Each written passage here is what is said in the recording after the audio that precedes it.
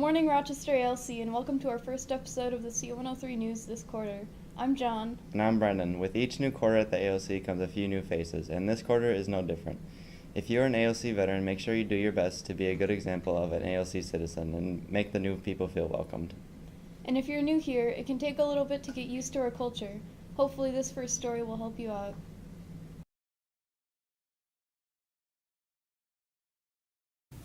ALC students, let's welcome the new students to ALC and give them some good advices. Hello, I'm here with Mr. Rude today. So how's your day, Mr. Rude? Perfect so far. Alright. So, what do you think new students should know about the ALC, Mr. Rude? New students coming into the ALC should understand that this is probably a welcoming, open place, that the teachers here really care about what's happening with their students, and they can get help from just about anybody in the building. We do have certain things that we expect. There's kind of a misconception that we don't have homework, we don't have tests, and that maybe the class isn't real rigorous. Well, that's kind of up to the teacher and how much work you do here. So if you're on task and coming to class, it's generally a pretty good rule. We don't do a lot of homework. The student falls behind or is missing, then they have to make it up. But if everybody's here, puts in an effort, this is a really friendly, good place to be. No? And do you think new students, like, your class is going to be hard for them, or? It depends on students' backgrounds. So mostly it's just effort. The student puts in an effort. I think my classes are designed in such a way that they're pretty easy to get through. It's just keeping up and being involved. And I heard there's some, like, interesting stuff going on in your classes, so do you want to tell them about that too? Interesting stuff going on in my classes. It's always interesting. Like the pheasants and that stuff?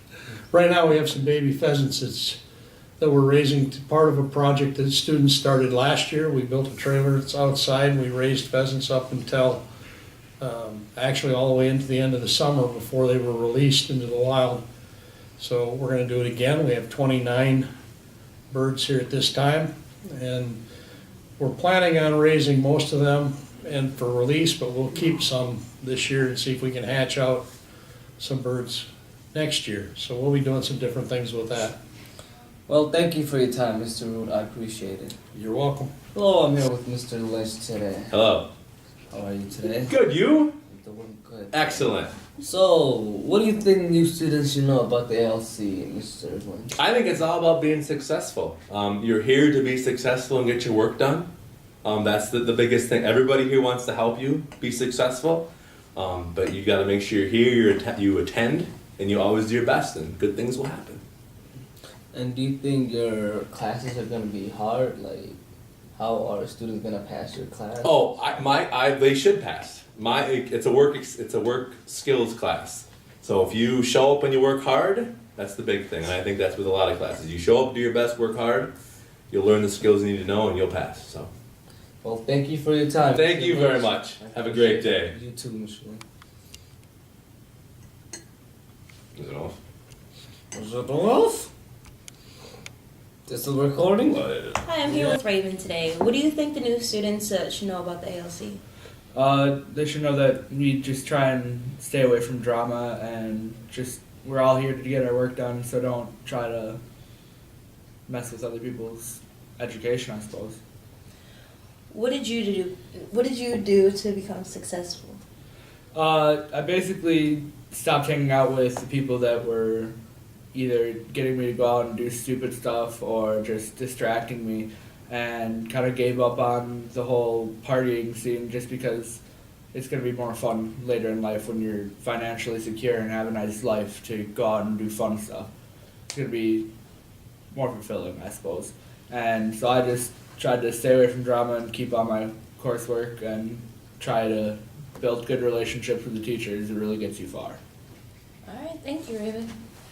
Hi, I'm here with Carlise today, and I'm going to ask them a few questions. So, Carlise, what do you think the new students should know about the ALC? A lot of the teachers at the ALC will work with you if you're actually willing to put in the work or ask for extra work to do, so that way you can get the credits that you need. Okay, what did you do to become successful at the ALC? I just mainly had to do whatever I could do, like assignments at home. Sit on the computer, do Odyssey, whatever I could do, whether it's wiping tables or volunteering and being a TA, just to get the credits that I need. Well, thank you for your time today. Hello, I'm here with Jacob today. So, Jacob, what do you think new students should know about the ALC? Well, there's always a place to get help if you need it. Just talk to any of the staff if you need any kind of help. Food, just having a bad day, trouble with learning, etc.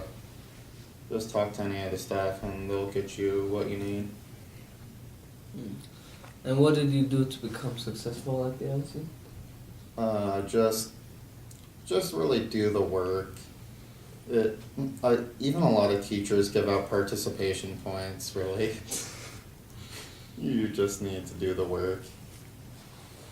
Well, thank you for your time, Jacob. I appreciate it. Now that we have gave the new students some good advice, be sure to welcome them to the ALC and the community. Thank you. From the C103 news crew, we want to welcome all of the new faces here. We do things a little differently at the ALC, but I'm sure you'll get to love it as much as the rest of us do. One of the things that makes us unique is our amazing administrators. Here's Mrs. Mogen with some tips for us this week. Listen up. Hi, Rochester ALC. Welcome to Mogens Moment. My first Mogens Moment is going to be about gratitude and attitude. Perhaps you've seen the sign outside my door that says, I am grateful for, with a ... where you're to complete what you're grateful for. When you're having a bad day and you're kind of in a bad attitude, and I've seen some of you having bad days and bad attitudes, I try to remind you to think of what you're grateful for. You can do it in your head, or you can do it out loud to the person or the thing that you're grateful for. It's simple. You simply say, if we've had a week of icky weather and then finally the sun's out, you say to yourself, I am grateful for this sunny day. The week before spring break, everybody's a little stressed. We were grateful for the incredible creative production that students and staff put on with the Stuart Pilsmer Dance Company. So remember, when you're having a bad day, simply say, I am grateful for, and complete the sentence. That's Mogens Moment. Have a grateful day. Thanks, Mrs. Mogen. Remember that if you have any problems, my homeboy, Mr. Zebart, Mrs. Mogen, or Mr. Mahler are all here to help. At the ALC, we have great administrators and awesome teachers, but the thing that makes us really amazing is our students. That's true. We have a ton of students who have accomplished really cool things, and it's always nice when they get acknowledged for doing all these great stuff. Each year, staff members from our building nominate students for the Olmsted County Outstanding Youth Awards, and each year 5 students from the county are chosen to be acknowledged in front of the board. This year, 3 out of the 5 came from the ALC. Listen up to see who is deserving this year.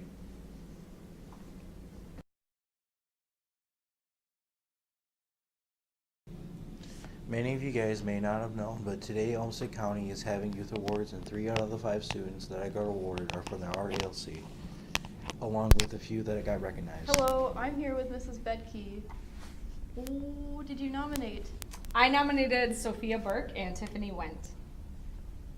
Why did you nominate them? I think they're both really good examples of persevering through difficult life circumstances and working really hard to achieve their goals. And I think they're both just really good examples of leaders in our building. That's really cool. Thank you. Hello, I'm here with Mrs. Molly. So, who did you nominate?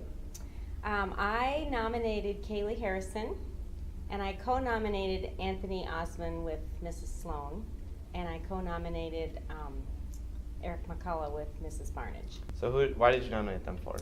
Well, I love to nominate our students for Olmsted County Outstanding Youth, and I'm always having a hard time deciding who to nominate. The 3 that I ended up nominating are people who have had some barriers that they've overcome, and in the process of overcoming those obstacles, they've also kind of emerged as leaders or solid citizens in our community here.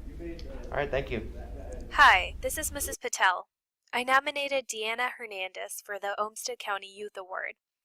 I've always been impressed by Deanna's drive at school. She's motivated and works so hard in her classes. To nominate her for the award, I needed to learn more about her, and her story impressed me even more. Deanna struggled during middle school because of family issues. She began a downward spiral, but she pulled herself out of it with a lot of willpower. After coming to the ALC, her F's turned into straight A's. Her family is what keeps her on the right path. She wants to set a good example for her younger siblings, and one day she wants to enter the medical field where she can help others. Congratulations to Deanna for winning the Olmsted County Youth Award. Hello, I'm here with Mrs. Barnage. Who did you nominate for the Youth Awards?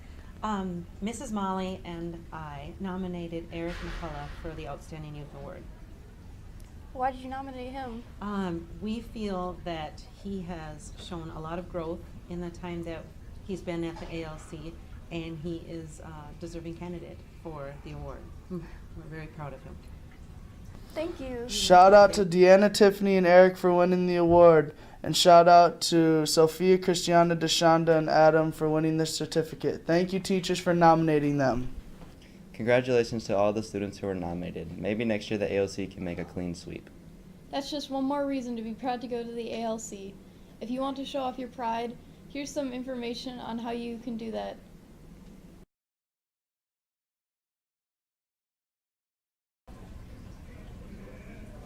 What's up, Donovan? Hey Brandon, hey, I like that shirt. Where did you get it from? Thank you. I got it from Miss Baethke. They're only $15. Oh, that's nice. I'm also looking for yearbooks. Do you know where I can find those? Yeah, Miss Baethke's also selling too. They're only $25, but you better hurry because there's only 40 left. Oh, I'm going to get one right now. Yearbooks are $25 each. Reserve yours ASAP so that you are guaranteed to get one before they arrive in May. Remember, first come, first served, and there are only 40 of them left to claim.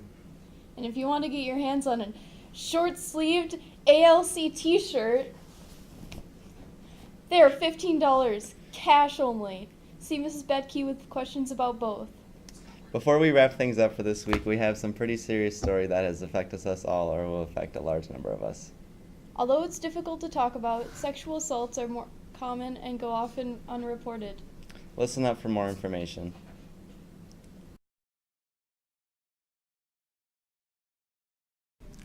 Rape is becoming a huge problem in today's society.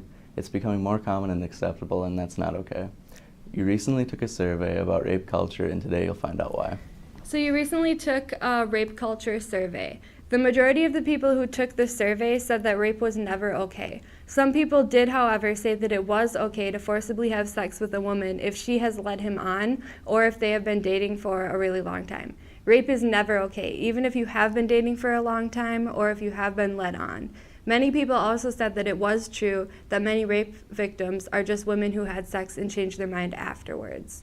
Although that may sometimes be the case, it's usually not, and we can't just assume that. We also wanted to mention that rape can happen to both genders, male or female, so make sure that you remember your prevention steps, even if you are a male.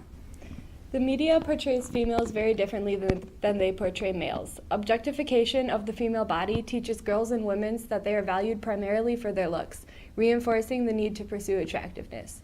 It also encourages girls to look at their bodies rather than to attend to their feelings.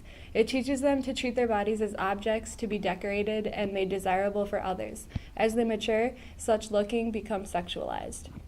In many video games, male characters were more likely to be heroes and main characters, use more weapons, have more abilities, and be more muscular and powerful. Females were more often a supplemental character, more attractive, sexy, and innocent, and they also wore more revealing clothing. Video games like these can influence males' behavior towards women. Statistics show 12% of graduated females from high school report date-related sexual assault. 29% of females that graduated from college report sexual assault. By midlife, 33% of women report sexual assault and 1 in 3 were raped. 60% of teen pregnancies were from rape. 23 to 30% of girls get harassed in high school. Here's the difference between consent, force, and coercion. Consent, free and active agreement given by both partners. Force, the threat of bodily harm which causes the individual to reasonably believe that the threat could be carried out immediately, or the infliction of bodily harm, either of which causes the individual to submit to unwanted sex. Coercion, being threatened, badgered, or tricked of being outed. It means no food, no housing, no sleep, you can't leave, use the bathroom, and you're kept hostage until you are done resisting. They also use physical size and strength to submit the person to unwanted sex. Here's some sexual assault prevention tips. Remind yourself that it's not your fault. Trust your gut. You don't have to do anything you don't want to, no matter the reason why. Have a code word you could use or text your family and friends when you're feeling uncomfortable or pressured. It's okay to lie. If you're feeling you're going to upset or anger the person, create an excuse to leave. When you're going to meet a person from online for the first time, here's some rules you should follow. Always meet in a public place. Don't go to their house or let them into yours. Do research about the person. Know who you're going to meet up with. Tell a person and come up with a plan for if you're feeling uncomfortable and you want to go somewhere. Do not put out personal information with them if you do not know them. And you're allowed to feel skeptical. Acknowledge the feelings, because it's kind of creepy. And it's okay to lie if you feel uncomfortable and want to leave. The main message we want you to get from this is that sexual assault and rape is never okay, no matter the circumstance. Thanks, team. Everyone has a role to play in the decreasing number of sexual assaults in Olmsted County. That does it for this week's episode of C103 News. Thanks for watching, and be sure to tune in the next week for another episode. Enjoy this beautiful weather and have a great week.